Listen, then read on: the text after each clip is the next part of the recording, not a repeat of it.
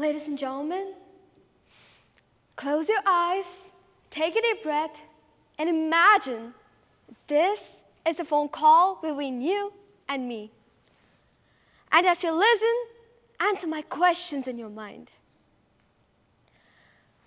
Hey, how's life treating you? You know, I've been thinking a lot lately, and it's funny how life is always changing, right? Think about all your easiest and your hardest times, all your saddest and your happiest moments. Even though everything's changing, do you still feel something in common? Any guesses? Well, isn't it you who's standing with yourself through it all? This was neither a phone call I had with my family members, nor a phone call I had with my friends, no. This was a call I had with myself a few years back when I was all broken. Ladies and gentlemen, standing here today, I want to share with you all a story of self-transformation, a journey of self-love, and a journey that took me from the shadows to the spotlight. But here's the thing, this isn't just my story. It's a story we all share. We all face moments in our life when we question ourselves, when we feel like we don't measure up, and when we struggle. I realized it's not about being perfect all the time. It's about accepting who we are and letting our individuality shine. So today, let me take you all through my journey, the journey of unveiling the hero within ourselves. Have you ever looked in the mirror and felt like you weren't enough? Well, that was my reality every single day. During my pre-teenage or around the age of 12 or something, I began receiving a lot of comments on the way I looked. Oh, your skin is so dark, you're so fat, you're so ugly, and a lot like these. These words etched deep into my psyche, leading me to believe them. I started applying various face packs, layering on makeup, and I was desperately trying to fit into the beauty standards set by the society. But little did I know, the comments and the criticisms will still persist. Oh, that's too much of makeup. Oh, that's a real little bit of makeup. Why don't you apply more? Why don't you shave your hair on your arms? And why don't you apply this whitening cream? And a lot like these.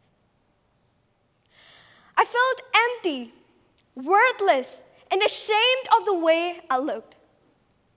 The acne on my face, the shape of my body, the way I carried myself, it all felt wrong, and no matter how much I tried to change, there was a voice in my head constantly telling me, "You're not enough, Sathvika, no matter how much you try."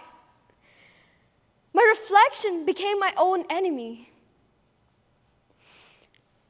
One night, I couldn't take it all. The weight of everything came crashing down on me. You know what I did? I ran straight to my mirror. Yeah, you're right. The same mirror that had been my enemy. The same mirror that magnified every flaw I had and every insecurity. But that day, when I looked in the mirror, I didn't just see my dark spots or my acne. I saw my pain, my fear, and the constant struggle. I saw a person hurting, healing, and facing all the fears and struggles and being yourself through it all.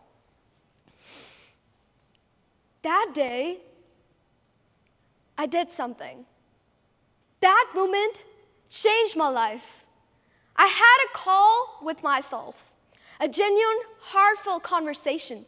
I looked in the mirror deep, I talked to myself, and finally, I whispered, "You are enough. You're beautiful the way you are, and you don't have to change a thing. And I don't have to conceal myself under artificial layers to feel worthy." And that was the day everything changed. That night, I remember I washed my face so hard. I'm pretty sure my acne faced a complaint against me, but that day, I wasn't just scrubbing my skin. I was scrubbing away all the self-doubt I had. From that day onwards, I realized I am enough. I don't have to change myself. I discarded all the senseless cosmetics that had become my crutch. For me then, makeup was no longer a mask I could hide behind, but a tool to celebrate who I truly was. I chose to embrace my individuality, and that made all the change. I began to feel genuinely beautiful, not because I met the external standards, no, but because something from within always told me you're enough. I realized it's all in here. It's not here, it's not here, it's not here. No, it's all in here. And that shift in my perspective made all the change. Well, now self-love isn't just about looking at yourself in the mirror, winking all day and saying, wow, I'm the best thing that happened to the world. Maybe if that works for you, but self-love is more about respecting ourselves, respecting our flaws and our features, our perfections and our imperfections equally. Well, now, let's talk numbers. Ladies and gentlemen, did you know 88% of women and 65% of men compare their body images to images they see on social media? 85% of young adults tie their self-worth with their outer image. 58% of boys feel pressurized to be muscular. 90% of women are dissatisfied with their own bodies. Well, now this isn't just about insecurities or statistics, no. This leads to something more. Do you know what it leads to? It leads to higher eating disorders, anxiety, stress, pressure, depression, and even lower academic and professional success. So just think about it. Does it stop here? It doesn't, no. Did you know that Gen Z is the most self-critical and least confident in the whole history? Now, what if we break this cycle? Well, now prioritizing self-love doesn't just heal us. It creates a ripple effect, fostering self-love, confidence, and emotional well-being for generations to come. My journey from a self-doubting individual to someone standing in here giving a speech about self-love always teaches me how we and our thoughts could be constructive as well as self-destructive. Ladies and gentlemen, understand, we're not born to impress anyone. No, but to honor who we truly are.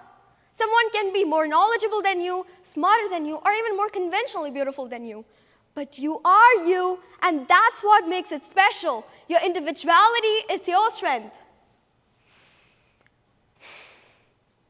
Imagine a rose. The rose is a blend of beauty and thorns, right?